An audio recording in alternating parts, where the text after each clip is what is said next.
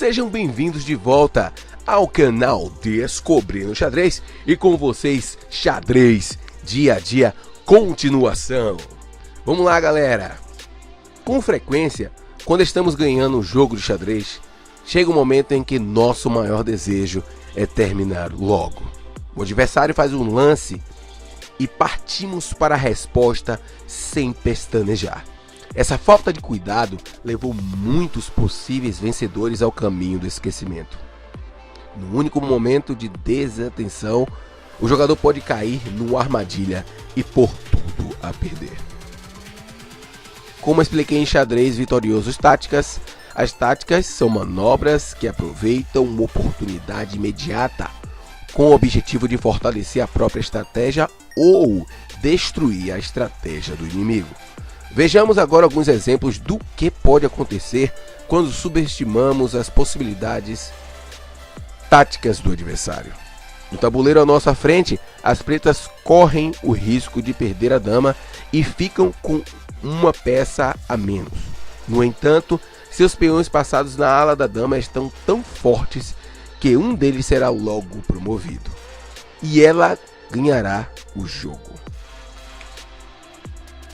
Confiantes nessa vitória eminente, as pretas poderiam facilmente lançar mão do B3. Vixe, vó!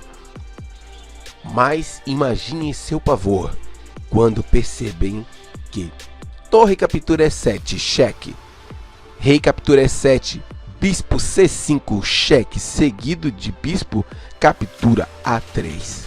Poderiam levar o adversário a vencer em um lance.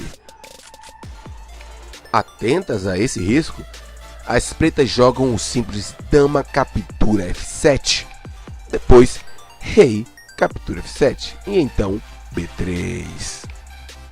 As brancas ficam sem ação diante da ameaça de B2, seguido de B1, igual a dama, e abandonam a partida. Um dos piores e mais onerosos exemplos de falta de atenção que já vi acontecer no evento do Campeonato Mundial de Juniores. As jogadoras eram garotas de 9 anos que há muito haviam perdido interesse pelo jogo. A primeira, com 3 peões a menos, havia se conformado com a derrota e jogava apenas por inércia. A segunda, que também achava que o jogo já estava decidido, nem olhava mais para o tabuleiro. Em lugar de prestar atenção no jogo, ela dançava, literalmente, demonstrando o prazer antecipado pela vitória que lhe daria o título de campeã mundial na categoria feminina com menos de 10 anos. Os técnicos e os pais da segunda jogadora estavam completamente desorientados. Queriam que ela ficasse quieta e levasse o jogo a sério.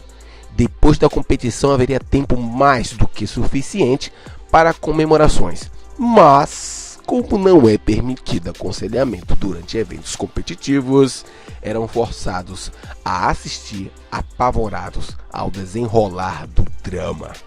A partir da posição mostrada no tabuleiro, as brancas resolvem incluir alguns cheques maldosos antes de desistir e jogam torre E3, cheque.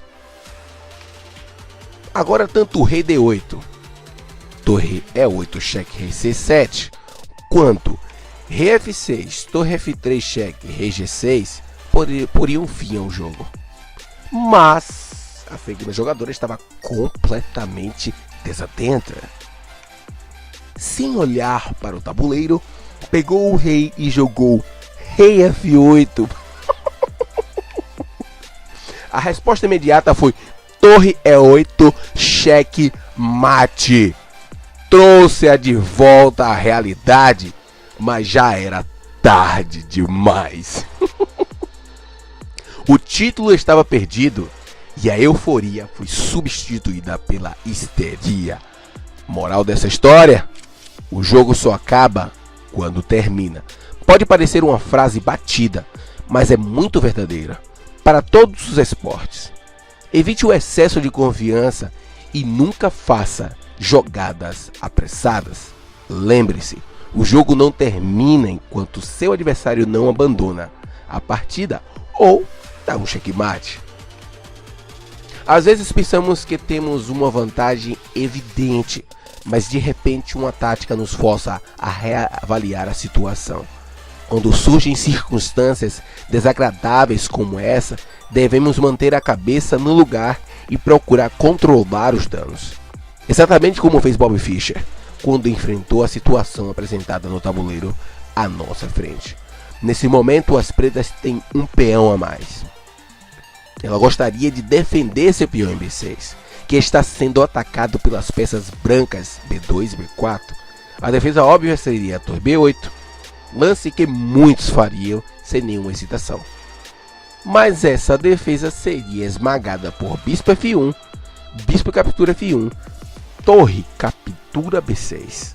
As brancas venceriam de imediato graças à fraqueza da primeira fila das pretas. Torre captura B6, torre A8 leva ao checkmate. Na realidade, Fischer compreendeu a dificuldade, manteve a calma diante do ataque e aceitou a inevitável perda do peão B6. Em seguida, jogou para extrair as peças recentemente expostas pelas brancas.